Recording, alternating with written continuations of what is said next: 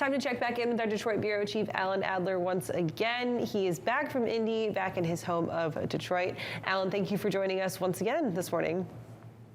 Good morning, guys. Nice to see you and nice to be home. We talked yesterday about the undercurrent of Work Trucks Week in Indy, which is applicable because, as we mentioned, electrification was pretty much the name of the game at this year's showcase. Well, I think for at least from an announcement perspective, it felt that way. There obviously is a lot of work and a lot of business contacts that go on at that show. This is a show, that really is sort of dedicated to that class 2 to 6 range. We don't have a lot of Class 8 trucks there, and your manufacturers, quite honestly, were really down in Orlando, where the weather arguably was a little better, at the ATA's Maintenance and Technology Council meeting. Much more focused on the bigger trucks. This show really is about things like people that make cranes and do body upfits and things like that. And so there was lots of that on the floor. In fact, I was kind of surprised how big this show really is. It wasn't until I got around to seeing Lordstown Motors that I realized that there was a whole nother wing that I didn't even discover, and how much floor space it covered. And so lots of equipment and lots of upfits and that sort of thing. So that's really what this show is about. Electrification, where 2 years ago it was sort of the promise. This year it was sort of like, here are the products. So that was sort of the overriding theme, as you say, Caitlin. And can you talk to some of the talking points throughout that week? I mean, one of them that I see outlined was really the incentives that's being built out in California right now, with really everything moving forward. Yeah, Anthony, it's $10 billion is the ticket price right now that California is investing, and a lot of that money, quite honestly, is coming from fines for pollution, for not meeting, or for taking out a cap and trade. That is, if you exceed pollution limits, you're going to pay for it. So that money moves from one pocket to another, and those manufacturers specifically right now who are willing to and who are making electric trucks and zero emission vehicles can qualify for some really hefty vouchers or incentives that we've talked about previously. But this year, if you're going to make a Class 8 truck for drayage use in the ports in California, you can get a $150,000 voucher if you're the purchaser of that truck. And so that's probably up to as much as half of the price of the truck, of the acquisition costs. So they're making it very, very attractive to get in on those things. But they're also saying that you don't have a choice. I mean, in just a couple of years, they're going to, actually this October, they will put through the second part of this move, which will require fleets to purchase roughly the same amount of trucks that are under the sales quotas for the manufacturers. So they're both making and filling a market out there. And the reason is very clear. I mean, you've got, I'm not sure I'm gonna get these numbers, so I'm gonna try though.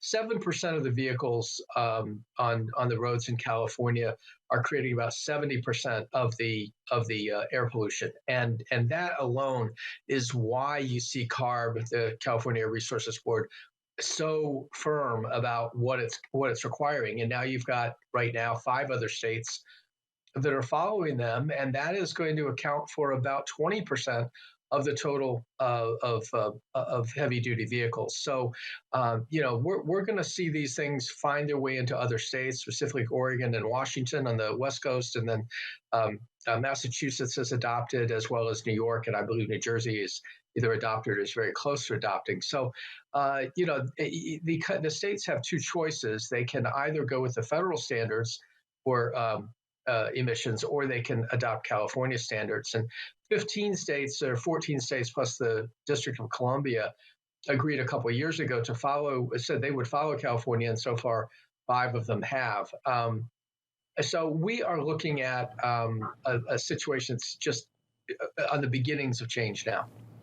Alan, I meant to ask you about this yesterday when we were talking about what was kind of going on at the conference, but I wanted to kind of get a pulse on what the rest of the industry was thinking about what I'm going to call the quote-unquote problem children of what's going on right now, thinking like Workhorse in Lordstown.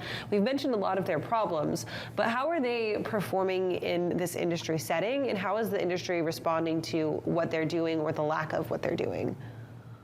Well, I think they're both troubled companies, right? I mean, I spent some time, and we'll write about this in the next couple of days. But I spent some time with Ed Hightower, who's the president at Lordstown Motors, and Ed has a lot of background in the auto industry. He was in charge of the crossover vehicles at General Motors. He worked at Ford. He worked at BMW. So he's been all around the industry in high-level engineering roles. Not surprisingly, Kayla, he doesn't want to talk about the past, and that's kind of been a joke, really, of what's happened at Lordstown so far. But he wants to focus on the future. They have a early version of the truck on display there, letting people sit in and that sort of thing. I mean, I think there are technical issues with that truck. People have told me that having electric motors in each wheel, which are called hub motors, is a very different approach to electrification from having just a straight line, right up the middle of the truck and that kind of thing. And especially since they're focused on commercial customers, probably construction sites and things like that. It's going to be interesting to see just how popular that technology ends up being. I mean, right now, the biggest problem they have is that it costs them more to build that truck than they can charge for it. So that's kind of job one, if you will, is to get that, they call it the BOM or the bill of materials in line, to be able to even produce it. And we're talking relatively small numbers, 250 trucks, I think, this year, maybe 2,500 next year. So, my question to Ed Hightower was this. It's how are you going to be more than a niche player in this space, given that Ford, with the F-150 Lightning electric truck, GM coming in 24 with its own Silverado electric.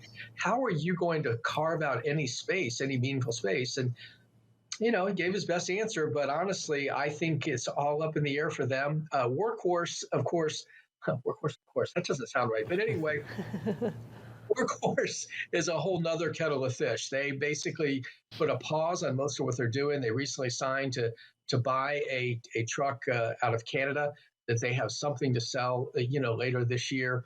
But their own products are basically back at the drawing board and are being re-engineered for 2023 and beyond.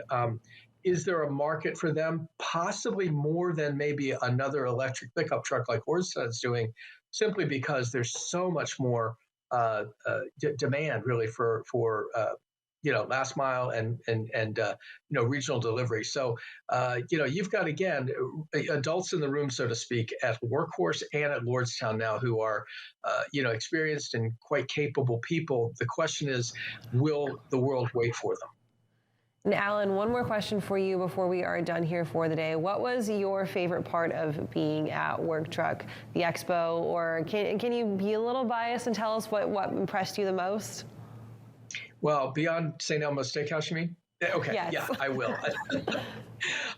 There's a small item in the newsletter today about tires, about EV-ready tires, and my question going into that and talking to Goodyear about this was okay, is this just a branding exercise, or are these really tires that are intended for electric vehicles? Well, the answer is both.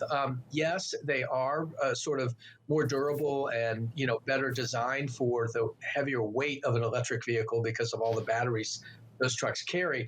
But they're not crazy. They know that these tires are going to sell for internal combustion engines as well. So that's an item that I appreciated the honesty, really, around that question of are you just trying to draft off of the enthusiasm and the interest in electric vehicles? And they said, well, yeah, no, maybe, but anyway, both ways. So I appreciated that, and I appreciated talking to Dustin Lancy from Goodyear about that. Good stuff, Alan. Thank you so much for joining us today. If people want to subscribe to your Truck Tech newsletter, where should we send them? I would go to freightwaves.com. Is it backslash? Yeah, I think it's a backslash, and then truck-tech. That's where you go. And by the way, Anthony, happy birthday coming up on Sunday. Thank you. Right back at you guys. We've talked about it being Anthony's birth month. He's celebrating all month long, so he's really excited about this one. I've got mine down to a birth week, so this is my birth week. So anyway, thank you guys. All right, Alan, we'll talk to you next week. Right now, we're going to toss it over to Anthony Smith, almost birthday boy at the wall, and he's going to give us a shipper update this morning.